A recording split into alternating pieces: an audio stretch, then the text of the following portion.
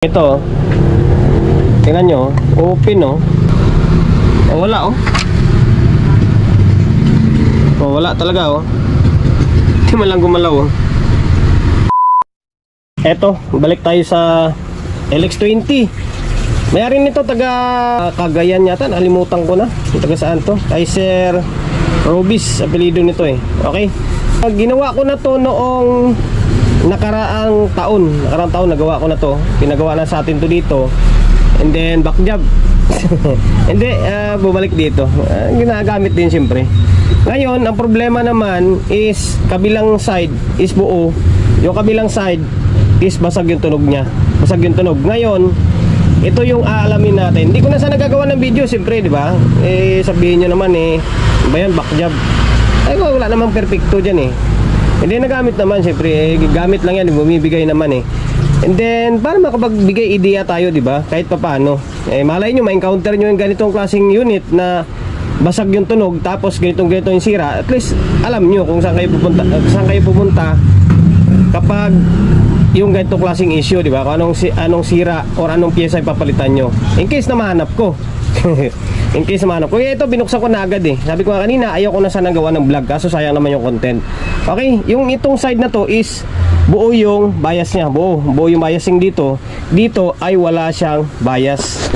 Okay, pakita ko sa inyo. Yung tester ko, hindi ko mahanap kung saan ko nailagay. Baka naiwan ko sa may bahay. Itong tester na tiyuhin ko yung gagamitin natin. Okay so tingnan nyo, naka-plug in pa yan kasi tinatroubleshoot ko Okay, naka-normal naman siya. Umiilaw naman yung dalawang ilaw umiilaw yung dalawang ilaw. Ngayon, tingnan nyo yung mangyari sa biasing nya. Oh, wala Diba? Wala siya. Wala siyang bias.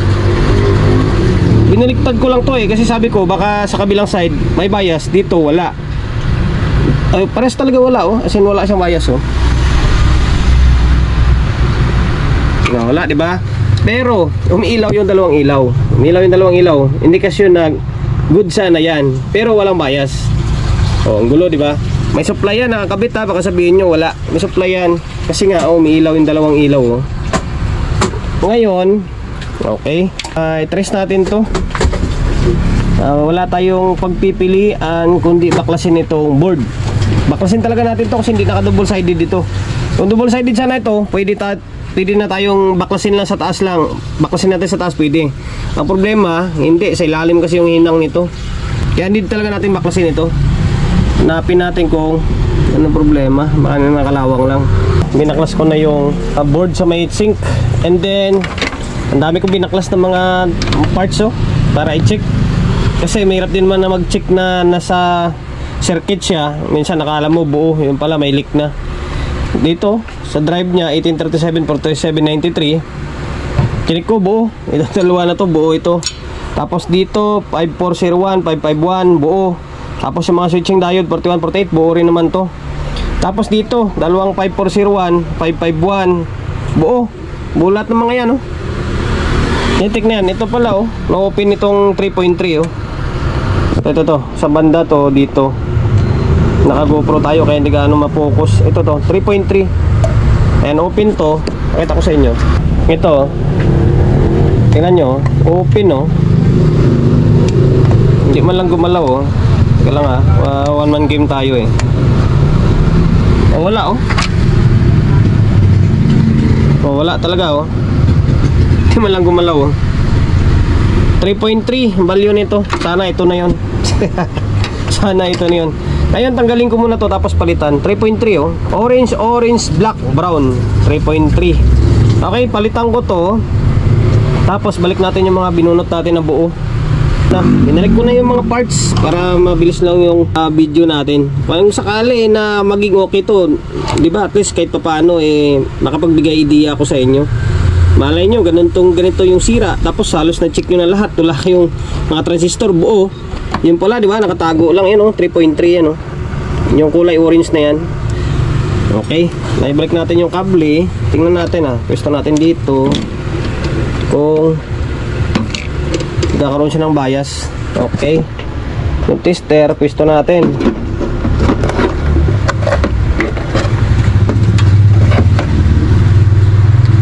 Ngayon, switch on natin to. Nag-normal na.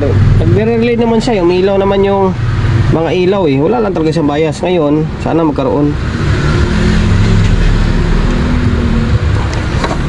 Ito na ka rin sa DC. Meron na. meron na. Tumalaw na eh. Dito, tingnan nyo.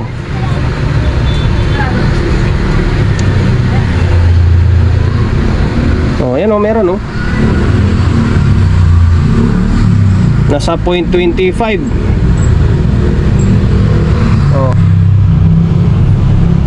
Diba?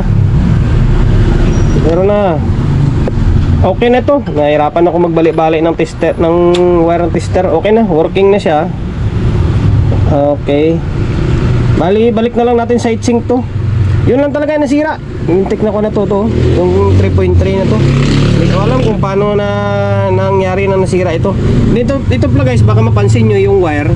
Lumiyab kasi itong linya dito. Lumiyab to dito. Kaya ginamp ng wire yan papunta dito. Sa may sensor lang naman yan. Okay, balik natin sa heatsink. So ngayon guys, bali eto na. Binalik ko na yung board sa may heatsink nya. Okay, ito na. Tapos nakabalik na rin yung kable. Tornilyo na lang kulang dito. Ngayon sukatan natin kung parehas sa may kabilang side. Okay. Ito natin Nagno-normal naman talaga siya eh. Ang problema lang, wala siyang biasing. Yung ilaw, dalawa rin yung ilaw ng ilaw doon Ayusin natin, tester natin. Ayan. Ayun dito. Ayan nasa 0.26. Okay, dito kailangan parehas siyempre.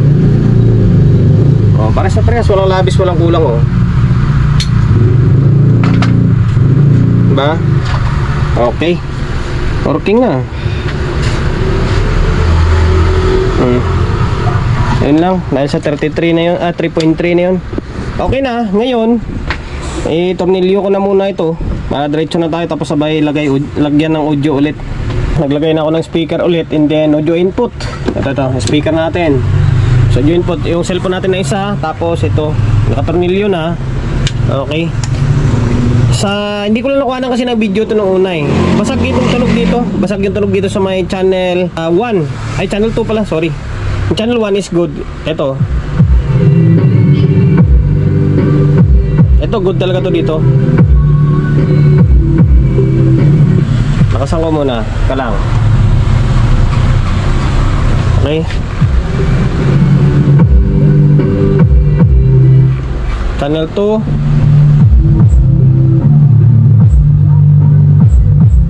Medyo may ina yung kabila kalang. Maluwag lang. Okay. Yan. Maluwag lang pala. Naka 110 tayo. Ngayon to 20 natin. Nakabald tayo O yan, to 20 na yan. Okay.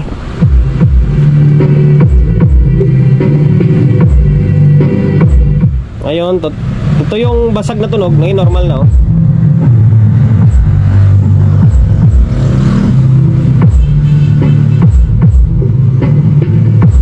Takas. Ayan, okay na. Hanggang dito na lang. Para hindi na mahaba yung video natin. Yun lang naman yung main point ko Yung isang resistor lang na yun lang wala ng bias, di ba? Sana nakapagbigay ideya tayo sa mga kapwa natin technician na medyo bago-baguhan pa lang, in case na may encounter yung ito klaseng unit LX20 na ngayon nga walang bias, maaring, di ba, alas pares tayo ng sira.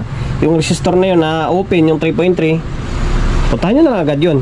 Then sir, ng taga Cagayan, okay na tong LX20. Pwede na ulit ipadala ito via drop and go. Ayan, promotion bago tayo magtapos yung pre-shop natin. Solid G Electronics Repair Shop, 61 Don Julio Gregorio Street, sa Uyo Road, sa Uyo, Quezon City. social media pages natin, so hindi pa nakapag-follow, paki-follow, and then siyempre paki-share na video natin sa my Facebook, YouTube channel. So hindi pa nakapag-subscribe, paki-subscribe, like, share, and then siyempre paki-hit ng bell button sa gilid para updated ka sa mga susunod na video na i-upload ko. Ingat, God bless, and then peace atin lahat.